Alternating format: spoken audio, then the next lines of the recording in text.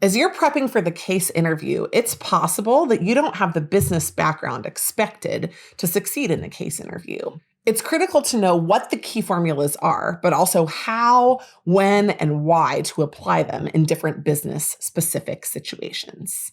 In this episode, we'll cover 3 things. First, the 4 main types of case interview formulas. Second, key specific formulas that you need to know for each of the categories. And third, tips and tricks through a cheat sheet that we can get you access to.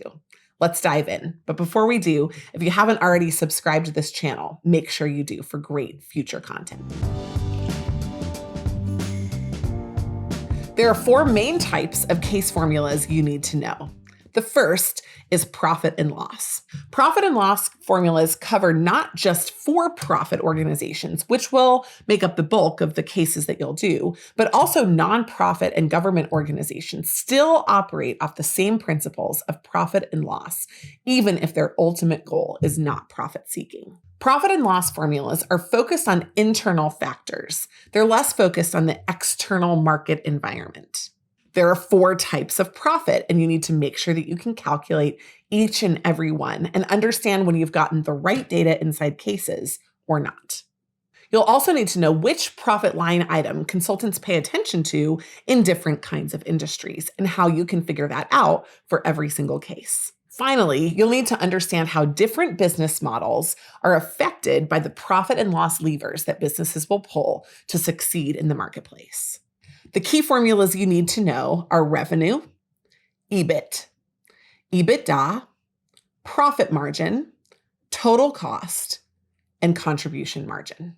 As you went through that checklist, maybe you know every single one of those formulas. You know how to apply them in a case and how to tailor them to different industries. Great. Then let's move on to the second type of case interview formula. The second type of case interview formulas are market formulas. These are based on the core basis understanding that as a company succeeds in the marketplace, it should gain market share and not lose it. Therefore, there are a few key metrics that you'll need to know how to calculate. These include market size, market share, CAGR, and the price elasticity of demand. Market formulas focus on external factors. So not only do they focus on the market at large, but also an organization's participation in that market.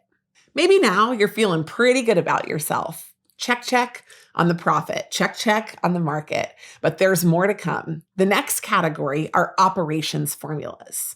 Operations formulas look at efficiency metrics inside a specific organization. Sometimes they will be benchmarked against other organizations, but that data can be very difficult to gather. So using industry benchmarks or best practices are often the tool for comparison here. Specific operations formulas include depreciation, cost plus, payback period, the break-even point, current ratio, and ROA, or return on assets. In times of economic downturn, you'll begin to see more of these operations cases because organizations move away from pursuing higher revenue numbers and focus on the efficiencies inside their organizations. Last, but certainly not least, are M&A formulas, mergers and acquisitions formulas. M&A formulas help an organization inform potential investment recommendations, whether they should buy an organization, a plant, or even pursue a new business line. The weight that you place on certain metrics will depend on the context of the case. For example, if you have a corporate acquirer, you will use different metrics than if you have a financial acquirer, like a private equity firm or a hedge fund. You'll also have a different context if you're acquiring more than one organization at the same time or one alone. The key M&A formulas include synergy calculations, NPV, ROI, cannibalization, and a rate of return. If you feel like you could use some extra support to get comfortable with these formulas, we've built direct language around each one of them to make it much more simple than what I had to learn in my MBA at Columbia Business School or in my undergrad classes at the University of Virginia. This case formulas cheat sheet will be your best guide for everything that you need to succeed in every math problem you'll face inside the case interview. You can get it by clicking on the link in the show notes. Totally free resource made just for you.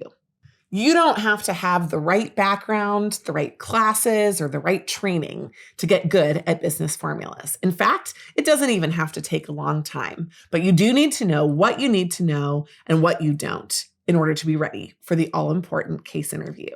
If you want additional help with one-on-one training or more support through video courses, we've got all of that at managementconsulted.com.